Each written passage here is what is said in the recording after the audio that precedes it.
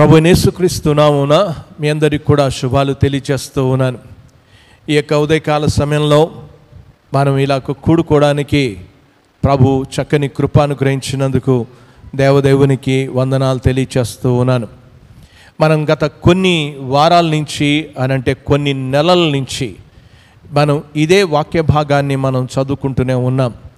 మనమందరం కూడా దైవ స్వభావనందు పాలివారు కావాలని, అలా కావాలి అనడానికి మీరు పూర్ణ జాగ్రత్త గలవారయ్యుండి అనే మాటను మనం చూస్తూ ఉన్నాం.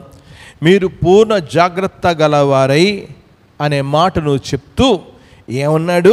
ఇవి మీకు కలిగి విస్తరించిన ఎడలా అని చెప్పాడు.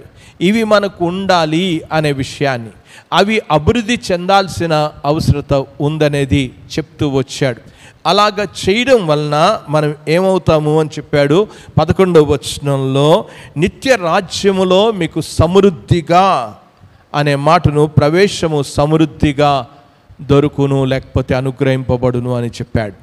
మన యొక్క జీవితం అంతా కూడా ఈ యొక్క చిన్న వాక్య భాగంలో అనేకమైన విషయాలు రాసుకుంటూ వచ్చాడు. పేతురు ఈ రాసిన పత్రికలో చివరిగా రాసిన పత్రిక, ఆ పత్రికలో మాట్లాడుతున్న విషయాన్ని గురించి మనం ఆలోచన చేస్తూ ఉన్నాం. మనమందరం కూడా దైవ స్వభావనందు పాలివారు కావాలి అనేది. అందుకే పోయిన వారమున మనం దైవ భక్తిని గురించి మనం ఆలోచన చేస్తూ వచ్చాం. ఈ రోజున దైవ భక్తి యందు సహోదర ప్రేమ అని చెప్పుకుంటూ వచ్చాడు. ఎంత అద్భుతమైన మాట! ఆ ప్రేమను గురించి మనం ఆలోచన చేస్తూ ఉన్నాం. ప్రపంచంలో తరచుగా ప్రేమను గురించి నిర్వచిస్తూ ఉన్నప్పుడు ఆ యొక్క డెఫినేషన్, నిర్వచనము అనేది చేస్తున్నప్పుడు ఆ యొక్క ప్రేమను గురించి నిర్వచనంలో అదొక అనుభూతిగానే నిర్వచిస్తున్నట్లుగా చూస్తూ ఉన్నాం. ఒక అనుభూతిగా చెప్తున్నట్లుగా చూస్తూ ఉన్నాం. బైబిల్లో మనం గమనిస్తున్నప్పుడు ప్రేమలో చాలా రకాలైన ప్రేమలు ఉన్నాయి. ఆ ప్రేమను గురించి మాట్లాడుతూ ఉన్నప్పుడు ఆ యొక్క తల్లిదండ్రులు పిల్లల్ని ప్రేమించే ప్రేమ అనేది కనబడుతూ ఉంది. ఆ తర్వాత భార్య భర్తల మధ్యలో ఉన్న ప్రేమ కనబడుతూ ఉంది. ఆ తర్వాత ఆ యొక్క స్నేహితుల మధ్యలో, ఆ యొక్క సహోదరుల మధ్యలో ఉన్న ప్రేమను కూడా కనబడుతుంది. అలాగే దేవుడు ఆ యొక్క విశ్వాసి మధ్యలో ఆ యొక్క తన ప్రేమను కనపరిచే విధానం కూడా బైబిల్లో ప్రేమ అనేది కనబడుతూ ఉంది. ఈ ప్రేమకు మనం గమనిస్తూ ఉన్నప్పుడు ఒక్కొక్క దానికి మనం గమనించాలి. ఆ ప్రేమ వివిధ రకాలైన ప్రేమలు కనబడుతున్నట్లుగా మనం చూస్తూ ఉన్నాం. ఏ ప్రేమ అయినా సరే అది శాశ్వతంగా ఉండే ప్రేమ కాదు. దేవుని ప్రేమ మాత్రమే శాశ్వతంగా ఉండే ప్రేమ. తక్కిన ప్రేమ అంతా కూడా అవన్నీ కూడా ఒక రోజున వాడిపోతాయి, అవన్నీ చెల్లిపోతాయి కూడా. ఏ ప్రేమైనా కూడా నిలబడదు, కానీ దేవుని ప్రేమ మాత్రమే నిలబడుతుంది. దేవుని ప్రేమ మాత్రం ఎప్పటికీ ఆరిపోదు, అది ఎప్పటికీ తరిగిపోదు. అలాంటి ప్రేమను గురించి మాట్లాడుతున్న బైబిల్లో ఈ యొక్క అనుభూతి కాదది. ఆ ప్రేమ అనేది మన జీవితంలో ఒక క్రియాపూర్వకమైన ప్రేమను గురించి దేవుని వాక్యం చాలా స్పష్టంగా చెప్తూ ఉంది. మనం ఆ యొక్క బైబిల్లో మనం గమనిస్తున్నప్పుడు దేవుడు చాలాసార్లు కూడా మనల్ని ఆజ్ఞాపించాడు, ఎలాగూ ఉండాలి, మీరు ఒకరి పట్ల ఒకరు ప్రేమ కలిగి ఉండాలి అనే విషయాన్ని చాలా స్పష్టంగా అనేక సార్లు బైబిల్లో ఆ యొక్క బోధించినట్లుగా మనం చూస్తూ ఉన్నాం. కానీ ఇక్కడ చెప్తున్న ప్రేమను గురించి ఏమన్నాడు? భక్తి యందు సహోదర ప్రేమ అనే మాటను చెప్పాడు. ఫిలదెల్ఫియాస్ అనే మాటను ఉపయోగించాడు. ఆ మాటకు అర్థం ఏంటి? ఫిలియాస్ అనే మాట అనేది బెలవర్డ్, డియర్, ఫ్రెండ్లీ అనే విషయాన్ని, అంటే ఒక సహోదర ప్రేమను గురించి, ఒక స్నేహపూర్వకమైన ప్రేమను గురించి చెప్తూ ఉన్నాడు. అడాల్ఫ్స్ అనే మాట ఏంటంటే బ్రదర్లీ అనే మాట. బ్రదర్ అనేది సహోదరుని ప్రేమించడం గురించి ఇక్కడ చెప్తూ ఉన్నట్లుగా మనం చూస్తూ ఉన్నాం. దేవుని యొక్క వాక్యంలో సహోదర ప్రేమ అనే మాటను మనం గమనిస్తున్నాం. ఈ క్రొత్త నిబంధనలో ఈ పదజాలాన్ని గురించి మనం ఆలోచన చేస్తున్నప్పుడు ఎన్నోసార్లు రాయబడినట్లుగా చూడగలం. ఇక్కడే మనం చూస్తున్నాం సహోదర ప్రేమ అనే మాట మనకు చాలా స్పష్టంగా కనబడుతున్నట్లుగా చూస్తున్నాం. సహోదర ప్రేమను గురించి ఈరోజు మనం చాలా జాగ్రత్తగా మనం ఆలోచన చేయాలని నేను మనవి చేస్తున్నా.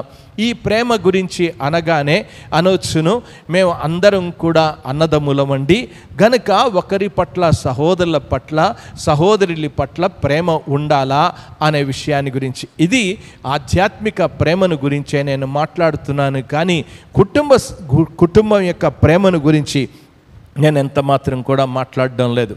ఈ కుటుంబ ప్రేమను గురించి మాట్లాడడం, ఈ ప్రేమ అనేది ఒక ప్రత్యేకమైన రకమైన ప్రేమ అనేది మీరు గమనించాలని మనం చేస్తున్నా. ఈ ప్రేమ దేవుని కుటుంబ సభ్యుల మధ్యలో ఉండాల్సిన ప్రేమను గురించి ఇక్కడ చెప్తున్నట్లుగా చూడగలం మనం. అందుకే సహోదర ప్రేమ అని మాట్లాడినట్లుగా చూస్తూ ఉన్నాం. బైబిల్లోనికి మనం వెళ్దాం. ఈ మాటలు నేను చదువుతూ ఉన్నాను, చూడండి. యోహాను రాసిన మొదటి పత్రికలోనికి మనం వెళ్దాం. ఆ యొక్క 2వ అధ్యాయము 9వ వచనాన్ని నుంచి నేను చదువుతున్నాను. వెలుగులో ఉన్నానని చెప్పుకొనుచు అనే మాటను మనం గమనిస్తూ ఉన్నాం. వెలుగులో ఉన్నామని చెప్పుకొనుచు తన సహోదరుని ద్వేషించువాడు ఇప్పటి వరకు చీకట్లోనే ఉన్నాడు, తన సహోదరుని ప్రేమించేవాడు వెలుగులో ఉన్నవాడు అని చెప్పుకుంటూ వచ్చాడు. ఇక్కడ మాట్లాడుతున్న మాట యోహాను పత్రికలో మొదటి పత్రిక 2వ అధ్యాయం 9-10 వచనాలు నేను ఆ మాటలు చదువుతూ వచ్చాను. కనుక అక్కడ చెప్తూ ఉన్నాడు, తన సహోదరుని ప్రేమించువాడు అనే మాటను చదువుతూ ఉన్నాను.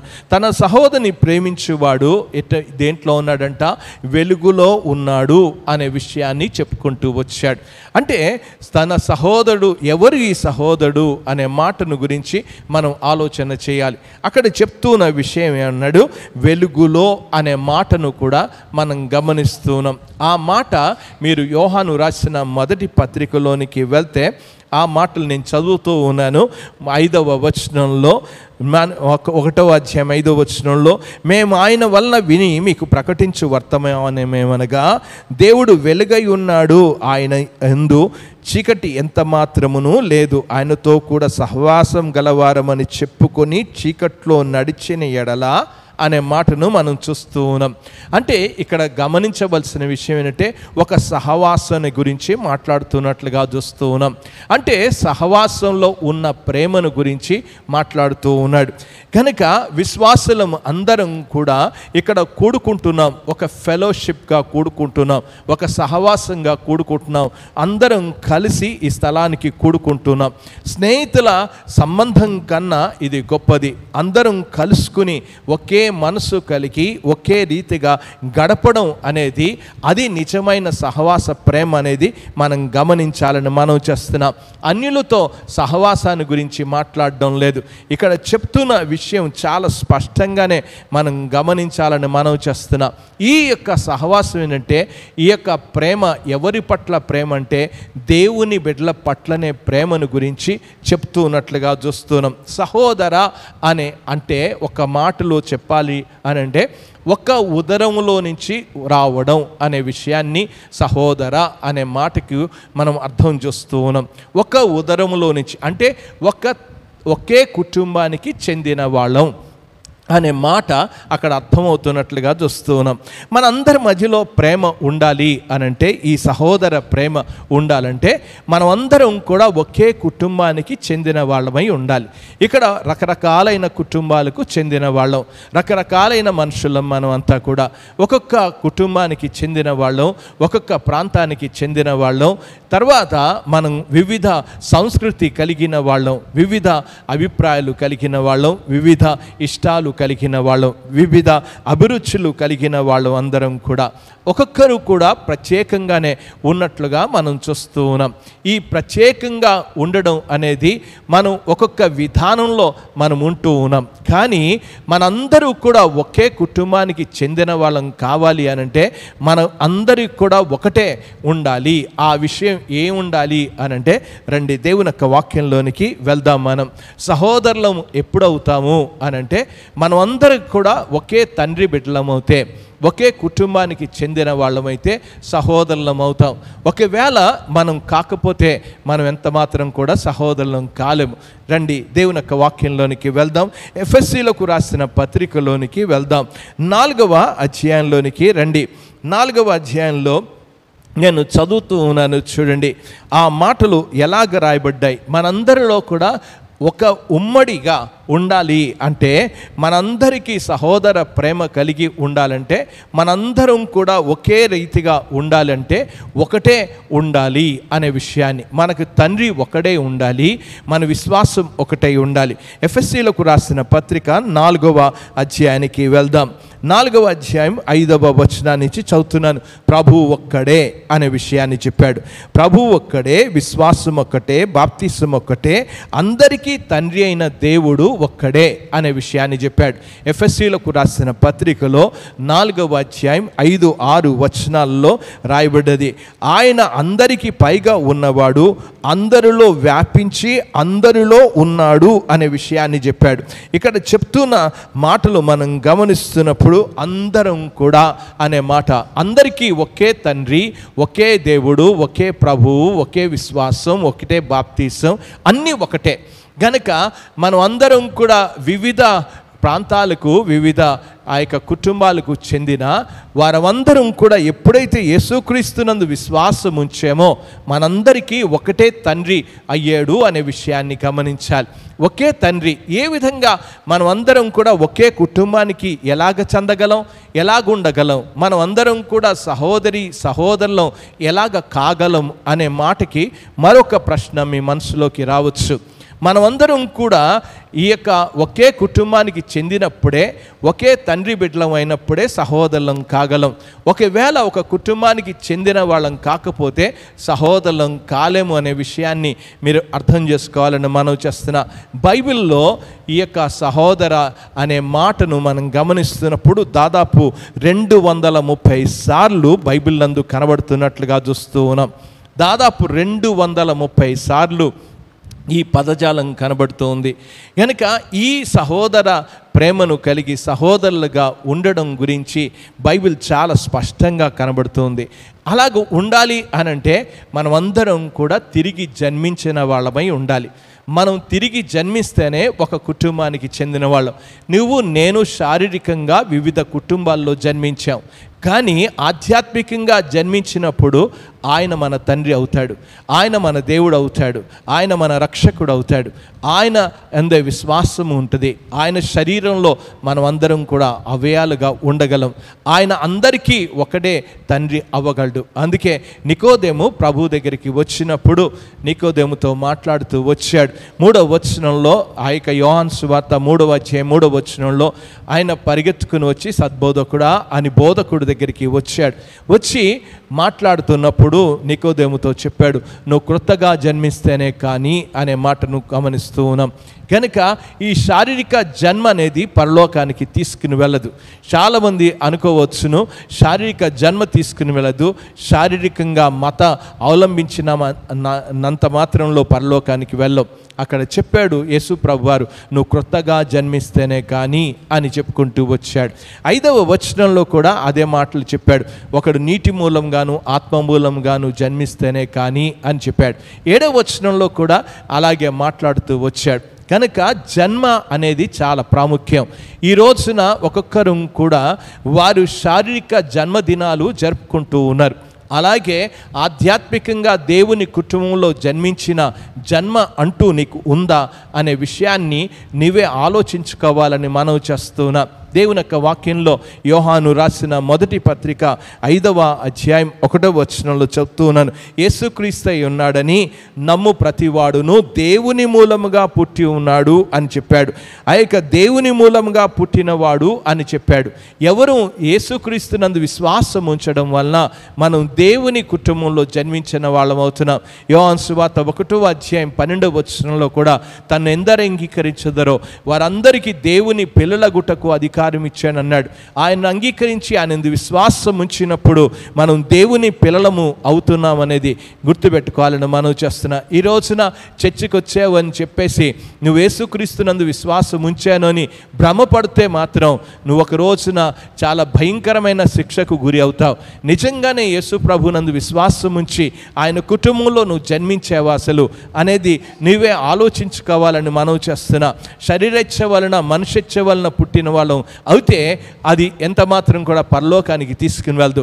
మనం దేవునిలో మనం జన్మిస్తేనే కానీ పరలోకానికి మనం వెళ్ళగలము అనే విషయాన్ని గమనించాలి. చాలామంది అనుకోవచ్చు నువ్వు తిరిగి జన్మించావా అని అడిగితే వాళ్ళు చెప్పే మాటలు ఏమని అంటారంటే బాప్తిజం తేదీ చెప్పడం కాదు. బాప్తిజం తేదీని గురించి నేను మాట్లాడడం లేదు. యేసుక్రీస్తుని నీ సొంత రక్షకుడిగా ఎప్పుడు అంగీకరించావు, ఎప్పుడు ఆయనందు విశ్వాసం ఉంచావు, ఆ తేదీ చాలా ప్రాముఖ్యము అనేది నువ్వు గుర్తుపెట్టుకోవాలని మనం చేస్తున్నా. నీ జన్మదినం ఉంది, అలాగే యేసు ప్రభులో జన్మించిన దినం కూడా ఉండాలి. బాప్తిజం దినాన్ని గురించి నేను చెప్పడం లేదు అనేది మీరు గమనించాలని మనం చేస్తున్నా. అలాగ జన్మించిన వాళ్ళందరం కూడా సహోదరులం కాగలం, ఒకే కుటుంబానికి చెందిన వాళ్ళు. దేవుని యొక్క వాక్యంలో పౌలు చాలా అద్భుతంగా మాట్లాడుతూ వచ్చాడు. ఎఫెసీలకు రాసిన పత్రికలోనికి వెళ్దాం. ఎఫెసీలకు రాసిన పత్రిక 3వ అధ్యాయం 14వ వచనంలో చదువుతున్నాను. ఈ హేతు చేత పరలోకమందును భూమి మీదను ఉన్న ప్రతి కుటుంబమును ఏ తండ్రిని బట్టి కుటుంబం అని పిలువబడుచున్నదో ఆ తండ్రి ఎదుట అని చెప్పుకుంటూ వచ్చాడు. ఈ యొక్క కుటుంబం అంతా కూడా ఎఫెసీలకు రాసిన పత్రిక 3వ అధ్యాయం 15వ వచనంలో భూమి మీద నేను పరలోకం ఉందా అక్కడ చెప్పాడు. ఆ యొక్క ఏ తండ్రిని బట్టి ఈ రోజున ఈ కుటుంబానికి చెందినవాడువా, ఏ కుటుంబానికి చెందినవాడు ఒక్కసారి ఆలోచించాలని మనం చేస్తున్నాం. ఇక్కడ చెప్తున్న విషయం ఏంటంటే ఈ ప్రేమ ఎటువంటి ప్రేమ, సహోదర ప్రేమ అని చెప్పుకుంటూ వచ్చాడు. అందుకే 133వ కీర్తనలో సహోదరులు ఐక్యత కలిగి ఉండుట ఎంత మేలు, ఎంత మనోహరం అని చెప్పాడు. ఈ రోజున అన్యులు మనతో మనం సహోదరులు ఎంత మాత్రం కూడా కాలేరు. ఒకవేళ నిజంగా నువ్వు అనుకుంటే అవిశ్వాసులు కూడా మనకు ఎంత మాత్రం కూడా సహోదరులు కాదు. ఒకవేళ నీకు రక్త సంబంధంతో, ఒకవేళ రక్త సంబంధాన్ని బట్టి వారు శారీరక సహోదరులు కావచ్చేమో, కానీ ఇక్కడ శారీరక సహోదరులను గురించి మాట్లాడడం లేదు. ఆత్మ సంబంధమైన ఆ యొక్క దేవుని వలన పుట్టడం బట్టి వారు సహోదరులు అవుతున్నారనేది ఇక్కడ ఆ యొక్క పేతురు రాస్తున్న విషయాన్ని మనం గమనించాలని మనం చేస్తున్నాం. అందరం కూడా ఏక మనసు అనేది రాదు. అసలు శారీరక బంధాలతో ఏక మనసు ఎంత మాత్రం కూడా రాదు. చాలామంది అనుకుంటారంటే రక్తం కొంతవరకే పని చేయొచ్చు.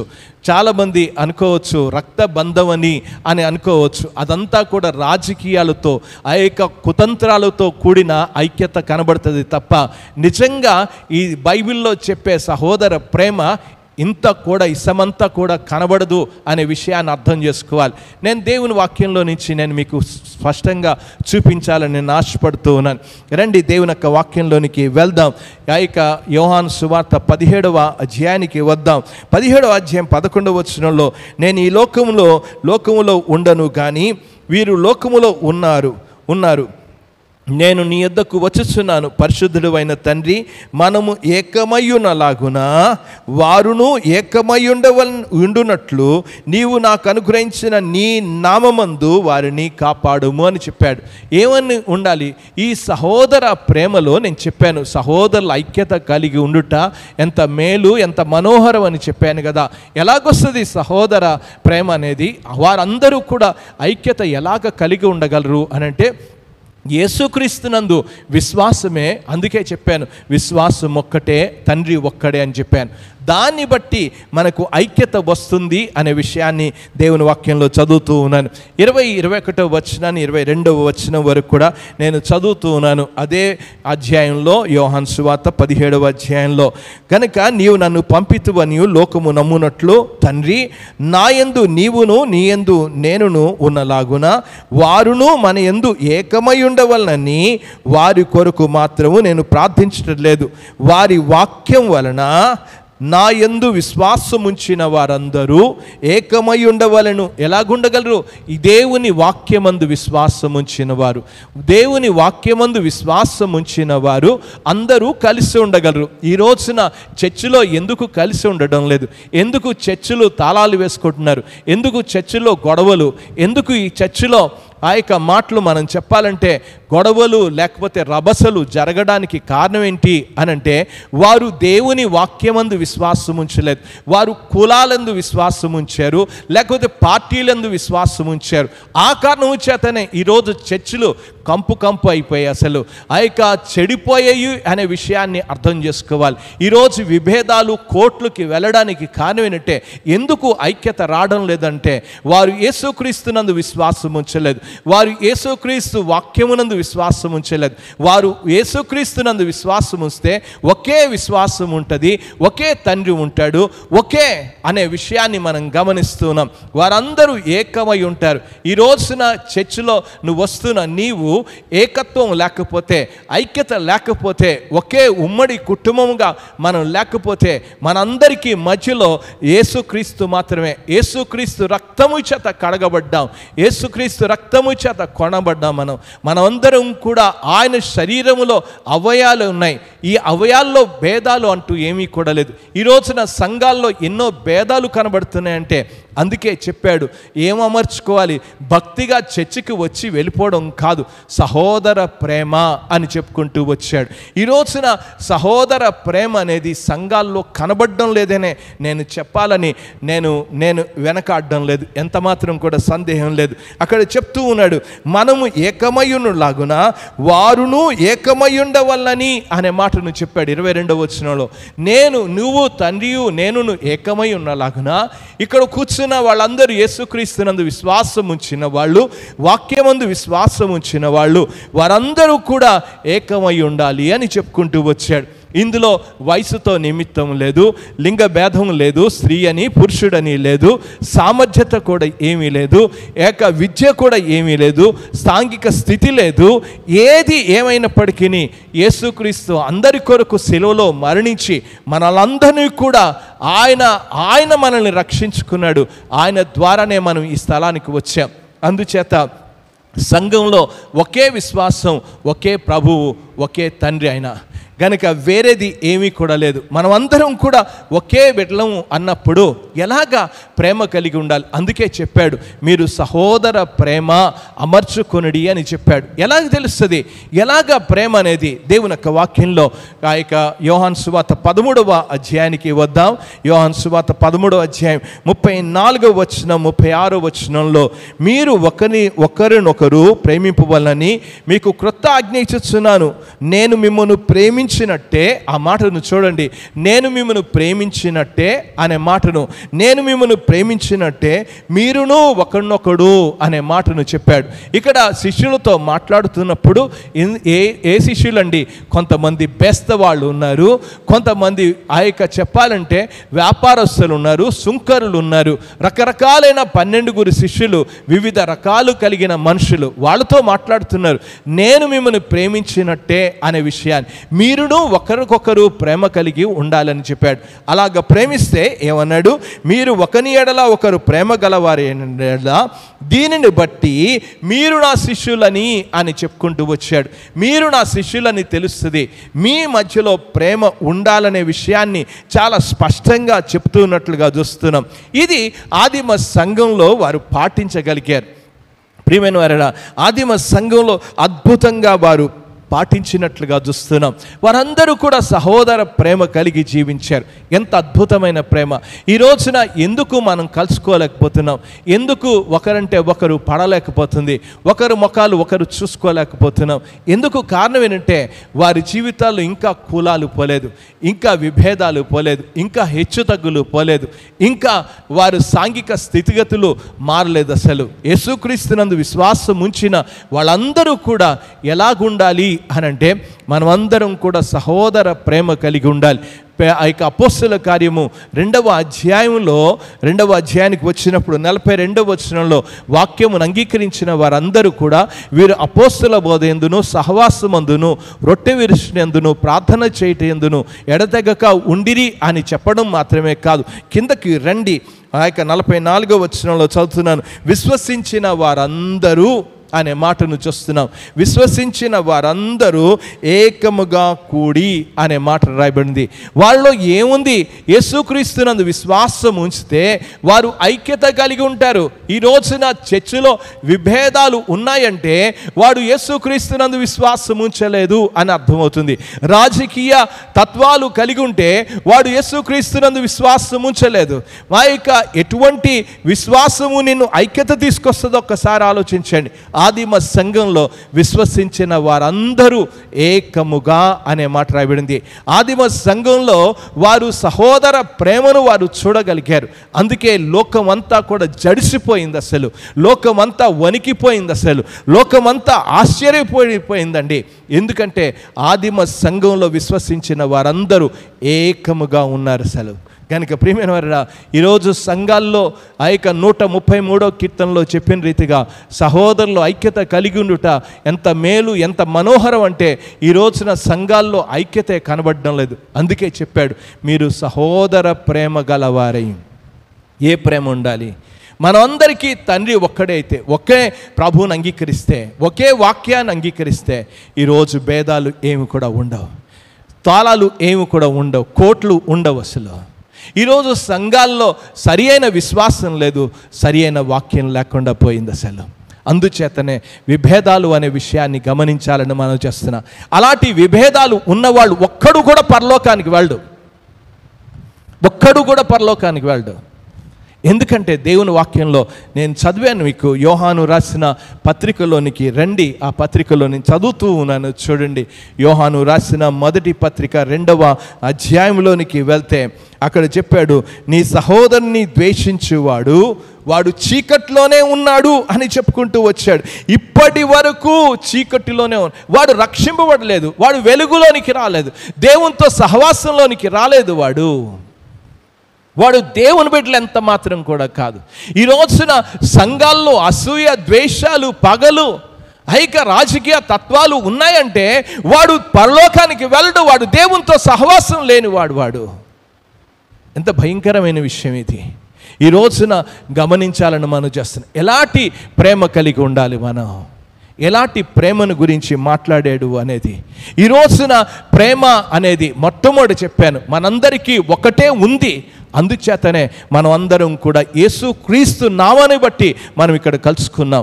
యేసుక్రీస్తు కల్వరి శిలువలో కాచిన రక్తాన్ని బట్టి మనం ఇక్కడ కూడుకున్నాం. ఆయన చేసిన త్యాగాన్ని బట్టి మనం ఇక్కడ కూడుకున్నాం తప్ప దేని బట్టి కూడా కూడుకోలేదు. ఏ నామాన్ని బట్టి కూడా మనం కూడుకోలేదు, ఏ కులాన్ని బట్టి కూడుకోలేదు. కేవలం యేసుక్రీస్తు ఆయన చేసిన త్యాగాన్ని బట్టే మనం కూడుకున్నాం. ఆయనే మన రక్షకుడు, ఆయనే మన దేవుడు, ఆయన ఏందే మన విశ్వాసం. అందుకే విశ్వాసం ఒక్కటి, దేవుడు ఒక్కడే, తండ్రి ఒక్కడే, మనందరిలో ఉన్నవాడు ఆయన ఒక్కడే. దాన్ని బట్టి సంఘంలో మనం కూడుకున్నాం. దాని గురించి మాట్లాడుతాం.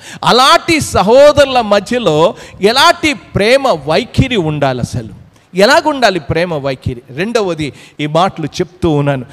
ఆ యొక్క నిజమైన సహోదర ప్రేమ ఎటువంటి వైఖరిని ఉత్పత్తి చేస్తుంది, అసలు ఎలాంటి ధోరణి ఉంటుంది? ఈ రోజున ఇక్కడ కూర్చున్న వాళ్ళు ఎవరికి వాళ్ళమే ఆలోచించుకోవాల్సిన అవసరత ఉందండి. దేవుని యొక్క వాక్యంలోనికి వెళ్దాం. ఎలాంటి ఉత్పత్తి చేస్తారు, ఎలాగుంటారు వాళ్ళు, ఎలాంటి జీవితాన్ని జీవిస్తారు అనే దాని గురించి మనం ఆలోచన చేద్దాం. ప్రేమ అని అంటున్నాం. ఆ ప్రేమ ఎలాంటి ప్రేమ? సహోదర ప్రేమ అన్నప్పుడు ఎలాగ చేస్తున్నాం? దేవుని యొక్క వాక్యంలోనికి మనం వెళ్దామండి. వరుసగా కొన్ని వచనాలు నేను మీకు చూపిస్తూ ఉన్నాను, చూడండి. ఆ యొక్క సహోదర ప్రేమ ఎలాగ చూపించాలి, ఎలాగ ఉంటుంది ఆ ప్రేమ, ఆ వైఖరి ఎలాగుంటుంది, ఆ ధోరణి ఎలాగుంటుంది? దేవుని యొక్క వాక్యంలోనికి రండి. రోమీలకు రాసిన పత్రికలోనికి వెళ్దాం. రోమీలకు రాసిన పత్రిక 12వ అధ్యాయంలోనికి వెళ్దాం. 10వ వచనాన్ని నేను చదువుతూ ఉన్నాను, చూడండి. 12వ అధ్యాయం 10వ వచనంలో ఎలాగ రాయబడింది? సహోదర ప్రేమ విషయంలో ఒకనియందు ఒకడు అనురాగము గలవారై అనే మాటను చెప్పాడు. ఏముండాలంట? అనురాగము గలవారై అనే మాటను చెప్పాడు. ఏ రీతిగా ఉండాలి అనేది అనురాగము అని చెప్పాడు. ప్రియమైన వారడా, అంటే ఎంత మృదువుగా ఉండాలి, ఎంత సాఫ్ట్గా ఉండాలి. ఈ రోజున ఏమి ప్రేమ మన ప్రేమ? ఆ మృదువైన ప్రేమ కనబడ్డంలా ఇక్కడ చెప్తున్నాడు. అనురాగము అనే విషయాన్ని ఎంత స్పష్టంగా చెప్పాడు. నిజమైన ప్రేమ మృదువుగానే ఉంటుంది. మన ప్రేమ, ఆ మాట్లాడు, సహోదర ప్రేమ విషయంలో ఒకనియందు ఒకడు అనురాగము గలవారై అన్నమాట అన్నాడు. ఆ ప్రేమ చూపించే విధానం ఎలాగుంటుంది అనంటే, ఆ ప్రేమలో మొట్టమొదట మృదువుగా ఉంటుంది. రెండవది అక్కడే చెప్పాడు ఎలాగుంటుంది అనంటే, ఆ ప్రేమలో ఇతరులను ఘనతగా ఎంచుకుంటాం, మంచిగా ఉన్నతంగానే ఎంచుకుంటాం. ఇతరులను తక్కువగా చూడం, ఇతరులను కించపరచం, ఇతరులను అవమానపరచం. అక్కడ చెప్పాడు, చదువుతున్నాను, ఘనత విషయంలో ఒక్కనికొక్కడు గొప్పగా, అరే నాకంటే వాడు యోగ్యుడు, నాకంటే ఘనుడు, నాకంటే ఉత్తముడు. అందుకే మనం గమనిస్తున్నాం పాత నిబంధనలో యోనాతాను దావీదు విషయంలో ఎంత అద్భుతంగా ఉన్నది. యోనాతాను సౌలు యొక్క రాజు యొక్క కుమారుడు. తన యొక్క ఆ యొక్క రాజరికానికి అర్హుడైనా సరే ఏమన్నాడు? దావీదునే ఘనంగా ఎంచాడు, దావీదునే ఎక్కువగా ఎంచినట్లుగా చూస్తున్నావు. నువ్వు రాజు అవుతావు. ఈ రోజున ప్రియమైన చర్చిలో నువ్వు కాదు నేనవ్వాలరా, నువ్వెక్కడ ఉండాలో తెలుసు నాకు అని ఈరోజు సంఘాల్లో దెబ్బలాట్లు మనం చూస్తున్నాం, విభేదాలు చూస్తున్నాం. ఇది కాదు ప్రేమ, ఇది దేవుని ప్రేమ కాదు, సహోదర ప్రేమ ఎంత మాత్రం కూడా కాదు. ఈ రోజున ఎలాగ చూస్తున్నాం ఒక్కసారి ఆలోచించండి. ఈ ప్రేమ ఎక్కడి నుంచి వస్తుంది? ఈ ప్రేమ ఎవరో ఇచ్చేది కాదు. ఇది శారీరకంగా తల్లిదండ్రులు నేర్పించేది కాదు. ఇది ఒకవేళ రక్త సంబంధమైన ప్రేమ అది ఎంతో కాలము నిలబడదు. నేను తర్వాత చెప్తాను చివరిగా ముగింపు వచ్చినప్పుడు. ప్రియమైన వారరా, దేవుని యొక్క వాక్యంలో మనం చదువుతూ ఉన్నాను. తెస్సలోనికలకు రాసిన మొదటి పత్రిక 4వ అధ్యాయం 9వ వచనంలో చదువుతున్నాను. సహోదర ప్రేమను గూర్చి మీకు రాయనక్కరలేదు, ఒకరినొకడు ప్రేమించుట దేవుని చేత నేర్పబడింది. ఇది దేవుడి చేత నేర్పబడింది, ఎవడో చెప్పింది కాదు ఇది. అరే ప్రేమించుకో, ప్రేమించు, ప్రేమ కలిగి ఉండు అనే విషయాన్ని ఎవరు చెప్పనవసరంలా. యేసుక్రీస్తునందు విశ్వాసం ఉంచావు, ఆయన తండ్రి ఒక్కడే. ఆ ప్రేమ సహోదర ప్రేమ. అది ఎవరి వల్ల కలిగింది? అది తండ్రి వల్ల కలిగింది. ఆ మాటలు మనం చూస్తున్నాం. ఒకరినొకడు ప్రేమించుట దేవుని చేత నేర్పబడితిరి. అది దేవుని చేత నేర్పబడిన ప్రేమ. ప్రేమ మన దగ్గర నుంచి వచ్చేది. ప్రేమ పరిశుద్ధాత్ముడు ఇవ్వాలి. అందుకే ఆత్మఫలంలో గలతీలకు రాసిన పత్రికలో 5వ అధ్యాయం 22వ వచనంలో ఆ యొక్క ఆత్మఫలం ఏమనగా ప్రేమ. ఇది దేవుడిచ్చే ప్రేమ. ఇది అందుకే చెప్పాను, దేవుని కుటుంబంలో నువ్వు జన్మిస్తే దేవుని ప్రేమ ఉంటుంది. దేవుని కుటుంబంలో జన్మించలేనప్పుడు దేవుని ప్రేమ ఉండదు. అది కులతత్వ ప్రేమ ఉంటుంది, కులాలకి సంబంధించిన ప్రేమ ఉంటుంది, రాజకీయానికి సంబంధించిన ప్రేమ ఉంటుంది. ఆ ప్రేమ కాదు ఇది. అందుకే అలాంటి ప్రేమలే ఇక్కడ సంఘాల్లో తీసుకురావడం వల్ల విభేదాలకు వస్తూ ఉన్నాయి. ఇక్కడ సహోదర ప్రేమ అని చెప్పాడు. ఆ ప్రేమ ఎలాగుంటుంది? దేవుని యొక్క వాక్యంలో చదువుతూ ఉన్నాను. హెబ్రీలకు రాసిన పత్రికలోనికి వెళ్దాం. ఆ ప్రేమ ఎలాగుంటుంది? 13వ అధ్యాయానికి రండి. 13వ అధ్యాయం 1వ వచనంలో నేను ఈ మాటలు చదువుతున్నాను. సహోదర ప్రేమ నిలువరముగా ఉండనీయడి. అది నిలకడగా ఉంటుంది. అందులో అజాగ్రత్తగా ఎంత మాత్రం కూడా చాలా జాగ్రత్తగా ఉంటాం. ఇది శారీరక ప్రేమ కాదు. ఇది స్వార్థపూరితమైన ప్రేమ కాదు. ఈ ప్రేమ అయితే మారిపోతుంది. ఈ ప్రేమ మారదు, ఈ ప్రేమ ఆరదు కూడా. ఈ ప్రేమ ఎవరి ప్రేమ? ఇది సహోదర ప్రేమ. ఇది గమనించాలని మనవి చేస్తూ ఉన్న ఆ యొక్క మాటలు ఎంత స్పష్టంగా రాయబడ్డాయో. పేతురు రాసిన మొదటి పత్రికలోనికి కూడా వెళ్దాం. మొదటి పత్రిక 1వ అధ్యాయానికి వెళ్దాం. 1వ అధ్యాయంలో 22 నుంచి నేను చదువుతూ ఉన్నాను, చూడండి. 1వ అధ్యాయం, పేతురు రాసిన మొదటి పత్రిక 1వ అధ్యాయం 22-23 వచనాలు, మీరు క్షయబీజము నుండి కాక శాశ్వతమగు జీవము గల దేవుని వాక్యమూలముగా అక్షయ బీజము నుండి పుట్టింపబడిన వారు గనుక నిష్కపటమైన సహోదర ప్రేమ. ఈ ప్రేమ ఎలాగుంటుంది? దేవుని వల్ల పుడితే అది నిష్కపటమైన ప్రేమ. ఈరోజు చూస్తే అంత వేషధారణే. ఇస్కరేత్ యూదాల్లాగా ఉంటారు చర్చిలో. ఈ రోజున అది విశ్వాసులు కాదది. నిష్కపటమైన ప్రేమ అనే విషయాన్ని చాలా చక్కగా చెప్పుకుంటూ వచ్చాడు. ఆ ప్రేమ ఎలాగుంటుంది, ఎంతవరకు ఉంటుంది అనే విషయాన్ని గురించి నేను చదువుతున్నప్పుడు, ఇంకా నేను చదువుతూ ఉన్నాను, చూడండి. ఆ ప్రేమ అక్కడితోనే ఆగిపోదు. కిందకి రండి. ఆ మాటలు మీరు సత్యము నాకు విధేయులగుట చేత మీ మనస్సులను పవిత్రపరచుకొనిన వారై ఉండి ఒకరికొకడు హృదయపూర్వకముగా మికుటముగాను అనే మాట ఉంది. అది ఆ ప్రేమ ఎలాగుంటుంది? మికుటంగా ఉంటుంది. ఇది సహోదర. అందుకే చెప్పుకుంటూ వచ్చాడు, ఈ ప్రేమను జోడించాలి మనం. ఏ ప్రేమను జోడించాలో దేవుని యొక్క వాక్యంలో మనం చూస్తూ ఉన్నాం. ఇది సహోదర ప్రేమను గురించి మాట్లాడుతున్న మాటలు ఒక్కసారి ఆలోచించాలని మనం చేస్తూ ఉన్నాం. మనం ఏం చేస్తున్నాం?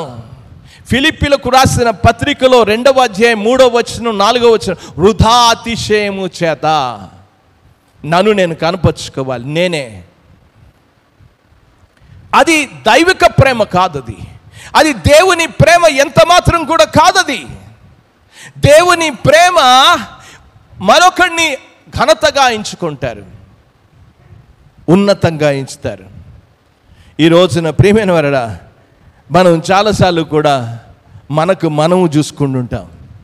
మనకు మనము చూసుకునే ప్రేమ కాదు అసలు.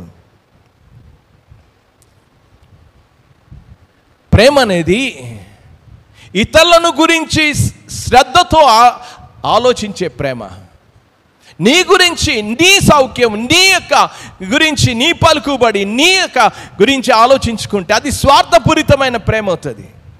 ఈ సహోదర ప్రేమ ఇతరులను గురించి ఆలోచిస్తుంది, ఇతరులను ఘనతంగా ఎంచుకోవడం జరుగుతుంది.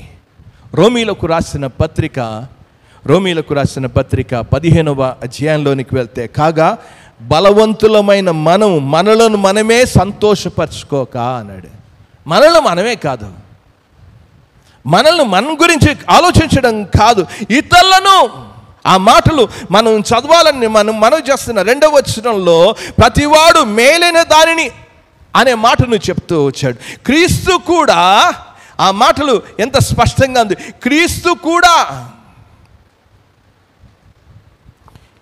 దేని గురించి?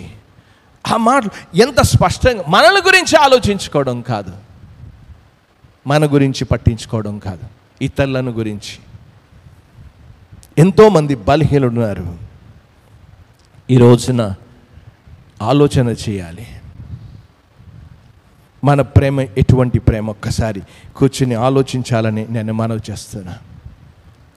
మనల్ని పట్టించుకో, ఇతరులను గురించి మనం ఆలోచించాం. ఇతరులు ఎలా పోయినా వారు బలహీనులుగా ఉన్నారు, వాళ్ళు లేమిలో ఉన్నారు.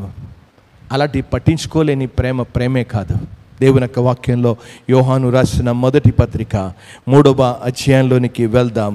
3వ అధ్యాయంలో ఈ మాటలు చదువుతూ ఉన్నాను, చూడండి. ఎటువంటి మాటలు చెప్పుకుంటూ వచ్చాడో 13వ వచనం నుంచి కొన్ని మాటలు చదువుతూ ఉన్నాను. 17 వరకు ఉన్న వచన భాగంలో, సహోదరులారా, లోకమును మిమ్మల్ని ద్వేషించిన యెడల ఆశ్చర్యపడకుడి.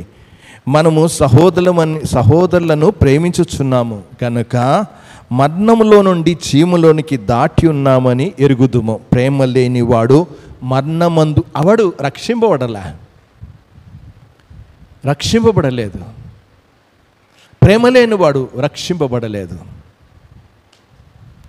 ఇంకా అంటాడు దేవుని యొక్క వాక్యంలో, ఆ మాట, తన సహోదరుని ద్వేషించువాడు నరహంతకుడు, ఏ నరహంతకుని యందు నిత్య జీవం ఉండదు, వాడు పరలోకానికి వెళ్ళడు. వాడు ఇంకా చెప్పాడు చూడండి, ఆయన మన నిమిత్తము తన ప్రాణం పెట్టాను గనక దీని వలన ప్రేమ ఎట్టిదో తెలుసుకొనొచ్చున్నాం. మనము కూడా సహోదరుల నిమిత్తము ప్రాణము పెట్టబద్దులమై ఉన్నాము.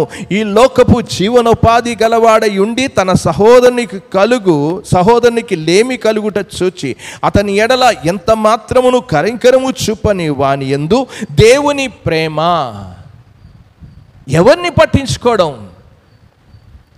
ఈ రోజున ఇక్కడ చెప్తున్న మాటలు మీరు చాలా జాగ్రత్తగా గమనించాలని మనం చేస్తున్నా. సహోదరుని అనే మాట ఉంది. ఈ రోజున మన కుటుంబంలో ఉన్న సభ్యులను పట్టించుకోం, సంఘంలో ఉన్న సభ్యుల్ని పట్టించుకోం, బయట వాళ్ళని పట్టించుకుంటాం. అది వాడు రక్షింపబడలేదు. వాడు బయటి వాళ్ళని గురించి ఆలోచించమని చెప్పలేదు. ఇక్కడ బయట వాళ్ళ గురించి ఏం ఆలోచించాలో వచ్చేవారని చెప్తా. ఇక్కడ చెప్తున్న విషయం ఏంటంటే, ఆ యొక్క సంఘంలో ఉన్న సహోదరులను గురించి పట్టించుకో. బయట వాళ్ళను గురించి చెప్పలేదు, బంధువులను గురించి చెప్పలేదు, మిత్రులను గురించి చెప్పరా. ఇక్కడ చెప్తున్న విషయం సంఘంలో ఉన్న సహోదరులు. నువ్వు చేయాల్సింది సేవ అంతా కూడా, నేను యేసుక్రీస్తు తన రక్తము చేత కడిగి నిన్ను సంఘంలో చేర్చాడు. ఈ సంఘంలో నువ్వు చేయాల్సిన సేవ ఇది, నువ్వు చూపవలసిన ప్రేమ అది. ఎవరికో చూపడం కాదనే విషయాన్ని నువ్వు అర్థం చేసుకోవాలని మనం చేస్తూ ఉన్నా. దేవుని యొక్క వాక్యంలో గలతీలకు రాసిన పత్రికలోనికి వెళ్దాం. గలతీలకు రాసిన పత్రికలో ఎంత స్పష్టంగా కనబడుతుందో చదువుతూ ఉన్నాను చూడండి. 10వ వచనంలో చదువుతూ ఉన్నాను, 6వ అధ్యాయం. కాబట్టి మనకు సమయము దొరికిన కొలది అందరి ఎడల విశేషముగా విశ్వాస గృహము. ఆ మాట నువ్వు చదవాలి. విశ్వాస గృహము ఎవరికో చేయడం కాదు ఇది. విశ్వాస గృహము అనే విషయాన్ని మొట్టమొదటి నువ్వు పట్టించుకోవాల్సింది నీ సంఘంలో ఉన్న వ్యక్తిని పట్టించుకో. బయటవాడి గురించి కాదు నేను చెప్పేది. బయట ఎంతోమంది కుష్ఠరోగులు ఉండొచ్చు, చర్చిలో ఉన్న కుష్ఠరోగుల్ని పట్టించుకో. బయట వాళ్ళు ఎంతోమంది పేదవాళ్ళు ఉండొచ్చు, చర్చిలో ఉన్న పేదవాళ్ళని పట్టించుకో. బయట ఎంతోమంది బాధపడుతుండొచ్చు, చర్చిలో ఉన్న వాళ్ళని, బాధపడుతున్న వాళ్ళని పట్టించుకో. ఇక్కడ పట్టించుకోం. ఎందుకంటే ఇక్కడ ఇస్తే పట్టించుకుంటే మనకి ఏ పేర్లు రావు. అక్కడైతే రాజకీయ నాయకులు ఫోటోలు ఎంచుకుని మేము ఇంత చేసాము అంత చేసాము అని పేర్లు వస్తాయి. ప్రభు చెప్తుంది అది కాదు. ఏ ప్రేమను అమర్చుకోవాలో చెప్పాడు. సహోదర ప్రేమను అమర్చుకొనడి. ఆ ప్రేమ ఎలాగుండాలి? మికుటముగా ఉండాలి, నిష్కపటంగా ఉండాలి, ఘనతగా ఎంచుకోవాలి, శ్రద్ధ వహించే రీతిగా ఉండాలి ఆ ప్రేమ. ఆ ప్రేమను గురించి మాట్లాడుతూ వచ్చాడు. ప్రియమైన వారడా, నేను మొదటిది చెప్పాను, మనందరిలో ఒకే కుటుంబానికి చెందాం గనక మనమందరం ప్రేమించుకోవడానికి ఆస్కారం ఉంది. మనమందరం కూడా దేవుని చేత నేర్పబడ్డాం గనక ఆ ప్రేమలో వైఖరి మారుతుంది అని చెప్పాను. మూడవది, సహోదర ప్రేమను గురించి కేవలం భావాల గురించే మాట్లాడాను. ఇప్పుడు వరకు మాట్లాడింది ఆ యొక్క లవ్ ఇన్ యాక్షన్ మాట్లాడలేదు, క్రియాపూర్వకంగా మాట్లాడలే. మన సహోదర ప్రేమ క్రియాపూర్వకమైన ప్రేమ కలిగి ఉండాలి. మన ప్రేమ క్రియాపూర్వకంగా ఉండాలి. మనం చాలాసార్లు కూడా మాట్లాడుతూనే ఉంటాం, గంటలు మాట్లాడతాం. గంటలు మాట్లాడితే ఏం ప్రయోజనం వస్తుంది? ఏం ప్రయోజనం రాదు. ఏమి ప్రయోజనం? ఆ సహోదర ప్రేమ చూపించాలంటే అక్కడ చెప్పాడు. అందుకే గలతీలకు రాసిన పత్రికలో 6వ అధ్యాయం 10వ వచనంలో విశ్వాస గృహమునకు చేరిన వారి ఎడల మేలు చెయ్యు, ఒక క్రియ చెయ్యు. మాటల వలన ప్రయోజనం లేదు. ఒకవేళ దేవుడు మాట్లాడుతూ దేవుడు లోకమును ఎంతో ప్రేమించాడని చెప్పేసి అక్కడే ఉండిపోయాడు అనుకోండి, అది ఆ ప్రేమ కాదది. ఈ రోజున గుర్తుపెట్టుకోవాల్సిన విషయం, చాలామంది ఏమనుకుంటారంటే దేవుడు లోకమును ఎంతో ప్రేమించి ఆగిపోలా, తన కుమారుని పంపించాడు, తన కుమారుని క్రియాపూర్వకంగా ప్రదర్శించాడు. ఈ రోజున ప్రేమ అనేది ప్రదర్శించగలగాలి. యేసు ప్రభువు వారు మనం చదువుతున్నప్పుడు 4 సువార్తలను గురించి మనం మాట్లాడుతున్నప్పుడు యేసుక్రీస్తు తన ఆ యొక్క ప్రేమను ఎలాగ ప్రదర్శించాడో, ఈ రోజున మనం నిజంగా సహోదర ప్రేమ కలిగి ఉంటే అది సంఘాల్లో మనం ప్రదర్శిస్తాం. నేను వరుసగా మీకు తెలియచేస్తున్నాను, త్వరగానే ఇక్కడ గమనించాలి. ఆయన ఉపదేశించినవి 6 ఉపదేశించారు. వారు ఏవేవి ఉపదేశించారో మీరు చదవచ్చును. మొట్టమొదట మీరు మత్తయి సువార్తలోనికి వెళ్తే 16వ అధ్యాయంలో 6 నుంచి 11 వరకు ఉన్న వచన భాగంలో వారికి మాట్లాడుతూ, మేము రొట్టెల గురించి మాట్లాడడం లేదు, ఆయన పులిసిన పిండిని గురించి జాగ్రత్త పడుడి అని హెచ్చరిక చేశాడు. ఆయన జాగ్రత్త పడండి. ఈ రోజున నిజంగా నీ సహోదరునికి అలాంటి పాపంలో పడుతూ ఉంటే, లేకపోతే తప్పిపోతూ ఉంటే నువ్వేం చేస్తావు అనంటే హెచ్చరిక చేస్తావు. జాగ్రత్త పడుడి అని చెప్పాడు. మత్తయి సువార్త ఇంటికి వెళ్ళిన తర్వాత ఆ మాటలు దయచేసి చదవండి. అవన్నీ వచనాలు చదువుతూ ఉంటే ఇంకొక గంట పైనే అయిపోద్ది. కనుక మొట్టమొదటినాడు పులిసిన పిండిని గురించి జాగ్రత్త పడుడి అని హెచ్చరిక చేశాడు. నువ్వేం చేయాలి? నువ్వు సంఘంలో ఏం చేయాలి? సహోదర ప్రేమ కలిగి ఉంటే ఏం చేయాలి? రోమీలకు రాసిన పత్రికలోనికి వెళ్దాం.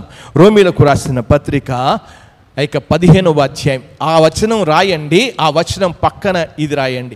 యేసు ప్రభువారు ఆయన చూపిన ప్రేమ ఏంటో, నువ్వు సహోదరుని ప్రేమగా నువ్వేం చూపించాలో చెప్తూ ఉన్నాను. 15వ అధ్యాయం 14వ వచనం, నా సహోదరులారా, మీరు కేవలం మంచివారును సమస్త జ్ఞాన సంపూర్ణను ఒకరికొకరు బుద్ధి ఏం చెప్పాలి? మనం బుద్ధి చెప్పాలి.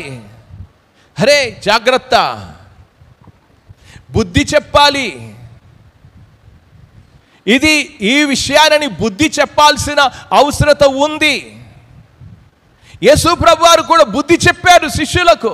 ఈ రోజున సహోదర ప్రేమ ఉంటే చర్చిలో ఉన్న వ్యక్తులకు నువ్వు బుద్ధి చెప్పాలి. ఇదే సరిగ్గా లేదు అని చెప్పగలగాలి. అది మొట్టమొదటిది. రెండవది ఏం చేశారు అనంటే, మీరు మత్తయి సువార్త 14వ అధ్యాయంలో, మత్తయి సువార్త 14వ అధ్యాయం 27వ వచనంలో వాళ్ళు చాలా అలసిపోయిన వారిని ఏం చెప్పాడంటే, అలసట తీర్చుకొనిడి అని చెప్పాడు. ఈ రోజున సంఘంలో ఉన్న మనమేం చేయాలి అనంటే, దేవుని యొక్క వాక్యంలో తెస్సలోనికలకు రాసిన మొదటి పత్రిక 4వ అధ్యాయం 18వ వచనంలో ఒకరికొకడు ఆదరించుడి అని చెప్పాలి. అక్కడ ఆదరించారు, అలసిపోయిన వాళ్ళని ఆదరించారు, సోలిపోయిన వాళ్ళని ఈ రోజున మనమేం చేయాలి? సంఘంలో ఉన్న వాళ్ళని ఆదరించగలగాలి. మార్కు సువార్త 6వ అధ్యాయము 31వ వచనంలోనికి వెళ్తే ఆయన పట్టించుకున్నట్లుగా చూస్తూ ఉన్నాం. దేవుని యొక్క వాక్యంలో ఎంత స్పష్టంగా రాయబడింది. వారందరూ కూడా వారి గురించి ఆలోచన చేశారు. వారు అరణ్యంలో ఏకాంతంగా ఉన్నప్పుడు, మార్కు సువార్తలోనికి వెళ్తే 31 అలసిపోయిన వాళ్ళని చెప్పే వారిని పట్టించుకున్నాడు, శ్రద్ధ తీసుకున్నాడు. ఈరోజు కూడా చర్చిలో ఇతరులను గురించి శ్రద్ధ తీసుకుంటున్నావా? కొరింథీలకు రాసిన మొదటి పత్రిక 12వ అధ్యాయం 25వ వచనంలో ఈ మాటలు చదువుతూ ఉన్నాను, చూడండి. చేయాల్సిన విషయంలో దేవుని యొక్క వాక్యంలోనికి వెళ్దాం. వివాదము లేక పరామర్శించి వాళ్ళ దగ్గరికి వెళ్దాం, పట్టించుకుందాం వాళ్ళని. ఏ బాధలో ఉన్నారు, ఏ కష్టంలో ఉన్నారు. యోహాను సువార్త 17వ అధ్యాయం 9వ వచనంలో, యోహాను సువార్త 17:9లో యేసు ప్రభువు వారు చేసిన 4వ పని ఏంటంటే, వారి కొరకు ఆయన ప్రార్థన చేశాడు. ఈ రోజున విశ్వాసులు, సహోదర ప్రేమ కలిగిన వాళ్ళు సహోదరుల కొరకు ప్రార్థన చేస్తారు.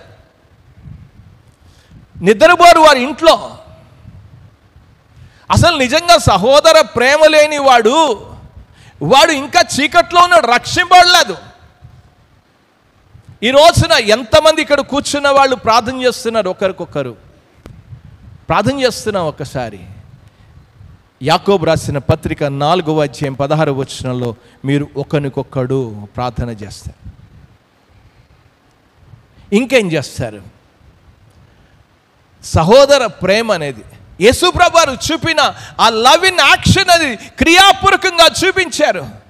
ప్రార్థన చేయలేని వాడు తన సహోదరుని ప్రేమించడం లేదు. ప్రార్థించేవాడు తన సహోదరు కొరకు ప్రార్థన చేస్తే హెచ్చరిక చేస్తాడు, బుద్ధి చెప్తాడు, గద్దిస్తాడు, సరి చేస్తాడు. ఈరోజు లేరు. చర్చిలో సహోదర ప్రేమే కొరతైపోయింది. దేవుని యొక్క వాక్యంలో సేవ చేస్తాం. మీరు యోహాను సువార్త 13వ అధ్యాయానికి వెళ్ళినప్పుడు యేసుప్రభు వారు చేసిన పని ఏంటి? ఆయన ఒక పళ్ళెను తీసుకున్నారు, శిష్యుల పాదాలు కడిగారు, సేవ చేశారు. ఈ రోజున విశ్వాసుల గృహాల ఎడల, సహోదరుల ఎడల సేవ చేస్తున్నావా? గలతీలకు రాసిన పత్రిక 5వ అధ్యాయంలోనికి వెళ్దాం. 5వ అధ్యాయం 13వ వచనంలో చదువుతూ ఉన్నాను, చూడండి. ప్రేమ కలిగి ఒకనికొక్కడు దాసులయుండుడి అని అన్నాడు. ఈ రోజున సేవ చేస్తాం, అది సహోదర ప్రేమ.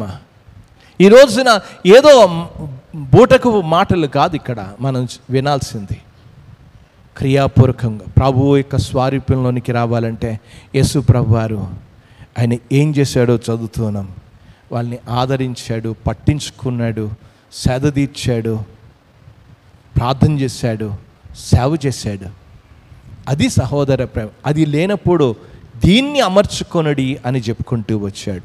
ఇంకేం చేశాడు? దేవుని యొక్క వాక్యంలో యేసు ప్రభు వారు చేసిన పనిని యోహాను సువార్త 21వ అధ్యాయంలోనికి వెళ్తే 15వ వచనంలో సీమోను సీమోను నన్ను ప్రేమించుచున్నావా అని చెప్పి క్షమించాడు కూడా. వెళ్ళిపోయావు నువ్వు, నేను క్షమిస్తూ ఉన్నా, నేను నిన్ను ప్రేమిస్తూ ఉన్నా. ఈ రోజున సంఘంలో ఉన్న సహోదర ప్రేమ క్షమిస్తుంది. అపోస్తలుల కార్యం ఎఫెసీలకు రాసిన పత్రిక 4వ అధ్యాయంలో 32వ వచనంలో నేను చదువుతూ ఉన్నాను. ఎఫెసీలకు రాసిన పత్రిక 4వ అధ్యాయం 32వ వచనంలో ఏమన్నాడు? మీరు క్రీస్తునందు దేవుడు మిమ్మల్ని క్షమించిన ప్రకారం మీరును ఒకరినొకడు క్షమించుడి అని అన్నాడు. ఇది యేసు ప్రభు వారు చేసిన పనులది. ఈ 6 ఆసక్తికరమైన విషయాలు యేసు ప్రభు వారు శిష్యుల కోసం చేశారు. అందుకే క్రొత్త నిబంధనలో ఈ మాటలు ఒకరికొకడు ప్రేమించుకొనడి, ఒకరికొకడు ఆదరించుకొనడి, ఒకరినొకడు క్షమించుడి, ఒకరినొకడు పట్టించుకొనడి, ఒకరినొకడు బుద్ధి చెప్పుడి. ఎందుకు చెప్పాడు ఈ విషయాలన్నీ కూడా? ప్రభు చూపించాడు ఆ ప్రేమతో. ఈ రోజున సహోదర ప్రేమ కలిగి ఉంటే ఇవే పనులు చేస్తాం. ఈ పనులు చేయలేని వాడు సహోదర ప్రేమ లేదు.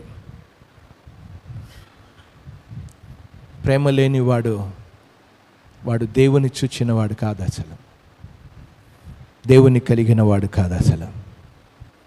ఈ రోజున ప్రియమైన వారలా గుర్తుపెట్టుకోవాల్సింది, మనలో నుండి సహోదర ప్రేమ రావడం అనేది సాధ్యం కాదు. అది నా స్వచిత్తం వలన ఏమాత్రం కూడా రాదు, నేను చెప్తే కూడా రాదు. మీరు ప్రేమ కలిగి ఉండాలి అని నిజంగా బైబిల్లో అలా చెప్పుండరా? బైబిల్లో చెప్పు ఉండకపోవచ్చా? మీరు మీ తల్లిదండ్రులుగా మీరు మీ కుమారులకు చెప్పలేదా? అరే మీరు అన్నదమ్ములు దెబ్బలాడుకోవద్దని చెప్పలేదా? అరే మీరందరూ కలిసి ఉండాలని చెప్పలేదా? మా అమ్మమ్మ అయితే ఎంత బాగా ఉదాహరణ చెప్పేది. మా అమ్మమ్మ చెప్పిన ఉదాహరణ ఏంటంటే, ఆ 133వ కీర్తనలో సహోదరులు ఐక్యత కలిగి ఉండట ఎంత మేలు, ఎంత మనోహరం అన్న దానికి ఆవిడ చెప్పేది. ఆ యొక్క చీపురు కట్టని తీసుకొచ్చి ఆ చీపురు కట్టని ఒక్కొక్క పుల్లను బయటికి తీసేస్తే చక్కగా ఇరిచేయవచ్చు. కానీ చీపురు అంతా కూడా కట్టగా ఉంటే అది విరవడం కష్టం. కనుక సహవాసంలో అందరూ కూడా కలిసి ఒకే ప్రేమ, ఒకే విశ్వాసం కలిగి ఉంటే మనల్ని ఎవ్వడు, ఈ లోకంలో ఎవ్వడు ఏం చేయలేడు. లోకం ఆ రోజున జడిచిపోయింది. లోకము ఆ రోజున ఆదిమ సంఘాన్ని చూచి జడిచిపోయింది. సంఘాన్ని చూచి లోకం జడిచిపోయింది. వీరిలో ఉన్న ప్రేమ ఏంటి అని వారందరూ ఐక్యత కలిగి ఉన్నారు. బైబిల్లో అపోస్తలుల కార్యంలో చదువుతుంటే వారందరూ కూడా ఏక మనస్సు, ఏక ఆత్మ, ఏక హృదయం కలిగి, ఎంత అద్భుతమైంది. ఈ రోజున సంఘాల్లో ఎందుకు లేదంటే మన తండ్రి ఒక్కడు కాదు, మన విశ్వాసం ఒక్కటి కాదు, మన వాక్యం ఒక్కటి కాదు, మన బాప్తిసం ఒక్కటి కాదు. అందుకే ఎన్ని విభేదాలు. ఈ రోజున ప్రియమైన వారరా, నిజంగా జన్మిస్తే నువ్వు ఆ యేసుక్రీస్తు కుటుంబంలో నువ్వు జన్మిస్తే, నువ్వు యేసుక్రీస్తు శరీరంలో ఉంటే ఎవరూ చెప్పనవసరంలా. నువ్వు మికటంగా ప్రేమిస్తావు, ఇతరులను ఘనంగానే ప్రేమిస్తావు. ప్రియమైన వారరా, అందరికీ చెప్తాం, నువ్వు ప్రేమను ఉత్పత్తి చేయలేవు, దేవుడే ఉత్పత్తి చేయగలడు. దేవుని యొక్క వాక్యంలో మనం గమనిస్తూ ఉన్నప్పుడు సహోదరుల మధ్య ఎన్ని విభేదాలు కనబడుతున్నాయో మనం గమనిస్తూ ఉన్నాం. బైబిల్లో ఆదికాండం 4వ అధ్యాయానికి వెళ్తే 4వ అధ్యాయంలో ఆదాము అవ్వలకు 2 కుమారులను ఇచ్చాడు. అక్కడ హేబేలు, కయ్యేను గురించి చూస్తున్నాం. సహోదరుల మధ్య ప్రేమ ఉందా? సహోదర మధ్యలో ఏముంది? ఇక మధ్యలో ప్రేమకు బదులుగా ద్వేషం ఉంది, అసూయ ఉంది. అందుకే కయ్యేను హేబేల్ని చంపేశాడు. ఈ రోజున సహోదర ప్రేమని చెప్పి అన్నదమ్ముల మధ్యలో చంపేసుకుంటున్నారు. ఇది దేవుని ప్రేమ కాదు. వాడు దేవుని ఎరగని వాడు. దేవుని వాక్యం చాలా స్పష్టంగా ఉంది. వాడు దేవుని ఎరగనివాడు, దేవుని ప్రేమ లేనివాడు, వాడు ప్రేమ చూపలేనివాడు, వాడు దేవుణ్ణి ఎరిగినవాడు ఎలా చెప్పగలం అసలు? కనుక కయ్యను హేబేల్ని చంపేశాడు. ఇది శారీరకంగా ఉత్పత్తి అయ్యే ప్రేమ ఎంత మాత్రం కూడా కాదు. ఇంకా మనం గమనించగలం అసలు దేవుని యొక్క వాక్యంలో. మీరు ఆదికాండంలోనికి వెళ్తే యాకోబుకి 12 కుమారులు ఉన్నారు. అందరూ ఒకే తండ్రికి పుట్టిన వాళ్ళందరూ. యాకోబుకి 12 కుమారులు ఉన్నారు. ఆ 12 కుమారుల మధ్యలో ఏమొచ్చింది? అసూయ వచ్చింది, పగ వచ్చింది, ద్వేషం వచ్చింది. తీసుకుని వెళ్ళి గొయ్యిలో పడేశారు, అమ్మేశారు. శారీరక ప్రేమ అనేది తీసుకురాదు, ఐక్యత తీసుకురాదు. ఎందుకు తీసుకురాదు? ఈ రోజున ప్రియమైన వారు ఎందుకు రాలే? అన్నదమ్ముల మధ్యలో ఈ ప్రేమ అనేది నిలబడలా. అది దేవుని వలన పుట్టింది కాదు. అది ఈ రోజున నీ రక్త సంబంధం అనే ప్రేమ ఈరోజు మనం చూస్తున్నాం. ఒకే పార్టీలో ఉన్నవాడు, సంవత్సరాలు ఉన్నవాడు ఈ రోజున వేరే పార్టీ ఎందుకు పెట్టేసుకుంటున్నాడు? అది తీసుకురాదు. ఏ ప్రేమ కూడా తీసుకురాదు. మనుషుల్లో ఏ ఐక్యత కూడా తీసుకురా. ప్రేమ ఒక్కటే తీసుకొస్తుంది, అది దేవుని ప్రేమ మాత్రమే. మనమందరం కూడా యేసుక్రీస్తు కుటుంబంలో జన్మిస్తే మనం అందరం కూడా ప్రేమ కలిగి జీవించగలం. ఎందుకు సంఘాల్లో గొడవలంటే వారు అవిశ్వాసులు, వారు జన్మించలేదు, వారు దేవుణ్ణి ఎరగని వారంతా కూడా. ఇంకా నేను చదువుతున్నాను, క్రొత్త నిబంధనలో కూడా వెళ్తూ ఉన్నా. మీరు లూకా సువార్త 15వ అధ్యాయానికి వెళ్తే వాడు 2 అన్నదమ్ములే, పెద్ద కుమారుడు చిన్న కుమారుడు అని చెప్పాడు. చిన్న కుమారుడు చెడిపోయిన వాడు పందుల పొట్టు తిరిగి బుద్ధి వచ్చాడు. వచ్చిన వ్యక్తికి ఏమనుకోవాలి? అరే, నా తమ్ముడు వాడు చచ్చిపోయి వచ్చాడురా, వాడు చెడిపోయి వచ్చాడు అనుకున్నాడా? అనుకోలే. ఏమొచ్చింది? ఆ చిన్న కుమారుడు రాగానే అసూయ వచ్చేసింది, ఎంత కోపం వచ్చేసింది. ఈ రోజున చర్చిలో కోపాలు ఎందుకు, అసూయలు ఎందుకు వస్తున్నాయి? ఇవన్నీ కూడా నిజంగా ఒకే తండ్రి కుమారుడైతే, ఒకే విశ్వాసం ఉంటే. అందుకే యేసు ప్రభు వారు చెప్పారు, వాక్యమందు విశ్వాసం ఉంచిన వారు ఏకమై ఉండవలెను అని చెప్పారు. విశ్వాసం ఒక్కటే. ఈ రోజున మన యొక్క పాత స్వభావం ఉండదు అని నేను చెప్పడం లేదు, పాప స్వభావం మనలో ఉండదని చెప్పడం లేదు, పాత స్వభావం కూడా ఉండదని చెప్పడం లేదు. కానీ మనలో ఏముండాలి అసలు? దేవుని యొక్క వాక్యంలో నువ్వు నిజంగా రక్షింపబడితే ఏం చూపిస్తావు? ఈ రోజున వెళ్ళి చెప్పండి, అనేక సంఘాలకి చెప్పండి, కోట్లకు వెళ్తున్న సంఘాలకి చెప్పండి, తాళాలు వేసిన సంఘాలకి చెప్పండి, అక్కడున్న పెద్దలకు చెప్పండి, అసలు గొడవలు ఆడుకుంటున్న పెద్దలకు చెప్పండి. ఏం చెప్పాలి? అసలు నువ్వు రక్షింపబడ్డావా? అసలు హెచ్చరిక చేయి. యోహాను రాసిన మొదటి పత్రిక 4వ అధ్యాయానికి రండి. 4వ అధ్యాయం 7వ వచనంలో చదువుతున్నాను. ప్రియులారా, మనము ఒకరికొకడు ప్రేమింతుము, ఏలనగా ప్రేమ దేవుని మూలముగా కలుగుచున్నది. ప్రేమించు ప్రతివాడును దేవుని మూలముగా, వాడు దేవుని మూలముగా పుట్టి ఉన్నాడు. నిజంగా ఇది రుజువు. నేను దేవుని బిడ్డనా కాదా అనే విషయాన్ని నేను ప్రేమించగలిగితే, నా యొక్క సంఘంలో ఉన్న సహోదరులని ప్రేమించగలిగితే అది నిజమైన ప్రేమ, అది దేవుని వలన పుట్టిన వారం. యోహాను రాసిన మొదటి పత్రికలోనే 4వ అధ్యాయం 20వ వచనం కూడా నేను చదువుతూ ఉన్నాను. చూడండి, 4వ అధ్యాయం 20వ వచనంలో, ఎవడైనను నేను దేవుని ప్రేమించుచున్నానని చెప్పి, చర్చికి వస్తూ ఉన్నాం, దేవుని ప్రేమించుచున్నానని చెప్పి తన సహోదరుని ద్వేషించిన ఎడల అతడు అబద్ధికుడు. తాను చూచుచున్న తన సహోదరుని ప్రేమింపని వాడు తాను చూడని దేవుణ్ణి ప్రేమింపలేడు. నువ్వు చర్చికి వచ్చి నువ్వు చర్చిలో ఉన్న సహోదరుని ప్రేమించలేకపోతే నువ్వు దేవుని చూచున్నవాడు కాదు, దేవునికి చెందినవాడు ఎంత మాత్రం కూడా కాదు. ఈ రోజున సహోదర ప్రేమ అనేది నీవు ఉంటే, నువ్వు మొట్టమొదట నిజంగా రక్షింపబడితే నీ సహోదరుని, సంఘంలో ఉన్నవాడిని ప్రేమిస్తావు. నువ్వు నిజంగా ప్రేమిస్తే సంఘంలో నిమగ్నులైపోతావు. నేను చెప్పనవసరంలా, రా పరిచర్య చెయ్యి అని చెప్పనవసరం. నీకు నిజంగా నీ ఇంటిని గురించిన ఆసక్తే నీకు లేదు. తిమోతికి రాసిన పత్రికలోనికి వెళ్దాం. తిమోతికి రాసిన ఈ రోజున ఒక్కొక్కడు కూడా పరీక్షించుకోవాలి. నేను దేవుని రాజ్యంలో, నిత్యరాజ్యంలో ప్రవేశిస్తానా లేదనేది చూసుకోండి. సహోదర ప్రేమ లేనివాడు ఎవడు నిత్యరాజ్యంలోనికి వెళ్ళడు. తిమోతికి రాసిన మొదటి పత్రిక 5వ అధ్యాయంలో 8వ వచనం, ఎవడైనను స్వకీయులను విశేషముగా తన ఇంటి వారిని సంరక్షింపకపోయిన ఎడల వాడు విశ్వాస త్యాగము చేసిన వాడై అవిశ్వాసి కన్నా. నువ్వెంత చెడ్డవాడో తెలుసా? నువ్వు చర్చిలో ఎవరిని పట్టించుకోకపోతే నువ్వెంత చెడ్డవాడో తెలుసా? నువ్వు తెలుసుకో. ఈ రోజున చాలామంది వారి జీవితాల్లో చర్చ్ గురించి పట్టించుకోరు, నిమగ్నులవ్వరు. ఆదివారం వచ్చి వెళ్ళిపోతావు. అది సహోదరు, నువ్వు విశ్వాసి కాదు. నువ్వు రక్షింపబడిన వ్యక్తివి కాదు. రక్షింపబడిన వ్యక్తి అయితే నువ్వు నిజంగా సహోదరుని ప్రేమిస్తావు, సహోదరుల గురించి ఆలోచిస్తావు. ఎంత ఆలోచించాడు యేసుప్రభు వారు, ఎంత పట్టించుకున్నాడు, ఎంత ఆదరించాడు. ఎప్పుడైనా కూర్చున్న వాళ్ళని, పక్కనున్న వాళ్ళని, పోయిన వారం ఎందుకు రాలేదు, నేను నీ వారం అంతా ప్రార్థన చేస్తాను, నువ్వు రాలేదని ఎప్పుడైనా చెప్పగలిగేవా? నువ్వు చెప్పరు. ఏం సంఘం అది? ఈ రోజున పరలోక రాజ్యానికి ఎలాగ వెళ్ళిపోతాం? పట్టించుకోలేనివాడు, ఆలోచించలేనివాడు, శ్రద్ధ చూపలేనివాడు, ఇంకా వారి గురించి సహాయం చేయలేనివాడు, వాడు ఏమాత్రం కూడా దేవుని రాజ్యానికి వెళ్ళడు. మనం ప్రాక్టికల్గా మనం మన జీవితంలో చూపించగలగాలి, ప్రదర్శించగలగాలి. మన చర్యలు, మాటలు కాదు, ఈరోజు చర్యలు కావాలి.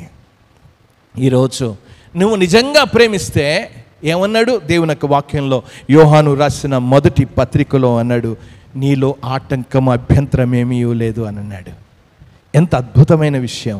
యోహాను రాసిన మొదటి పత్రికలో అన్నాడు, 2వ అధ్యాయం 10వ వచనంలో, తన సహోదరుని ప్రేమించేవాడు వెలుగులో ఉన్నవాడు, అతని యందు అభ్యంతర కారణమేమీ లేదు.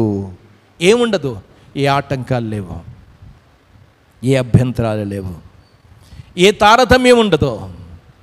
ఈ రోజున ప్రేమ లేకపోవడం చేతనే తారతమ్యాలు. వాడు ఆ కులం, ఈ కులం, ఆ మనిషి, ఈ మనిషి, ఈ పార్టీ, ఆ పార్టీ అని వస్తుంది. ఎందుకు వస్తుంది?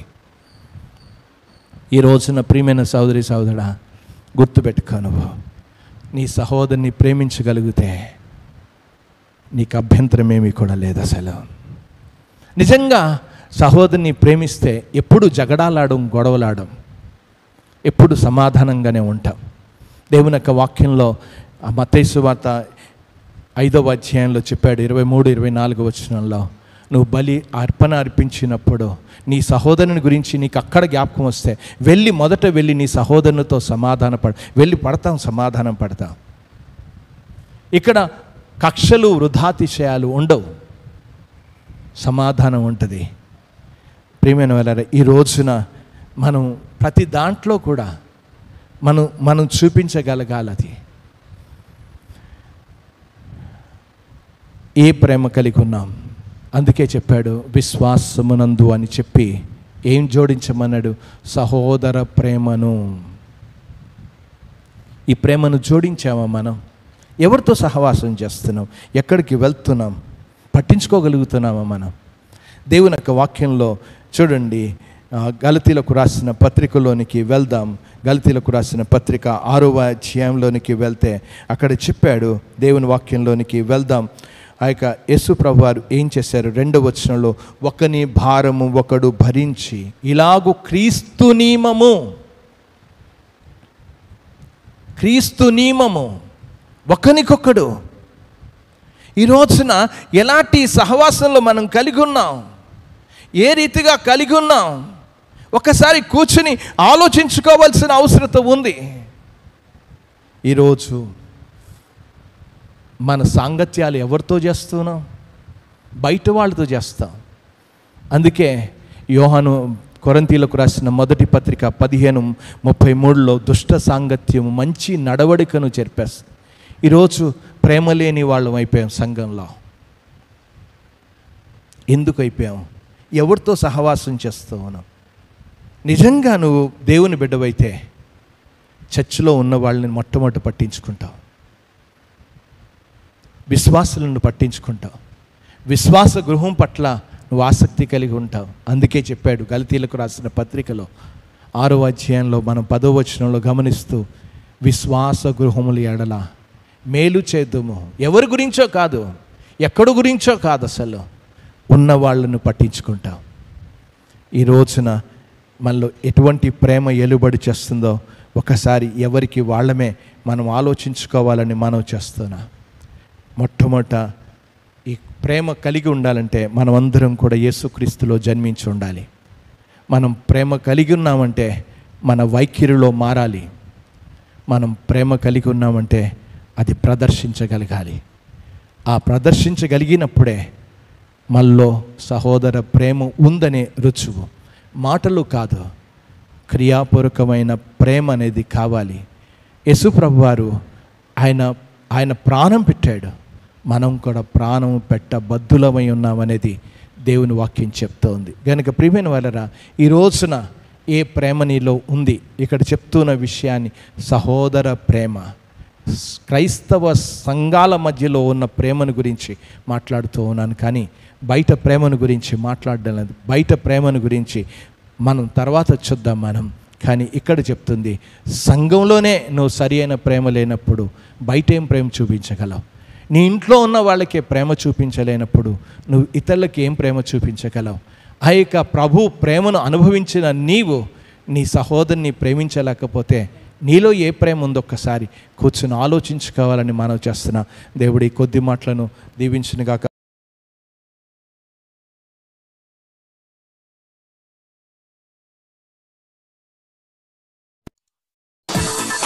Subscribe now and press the bell icon. Never miss an update.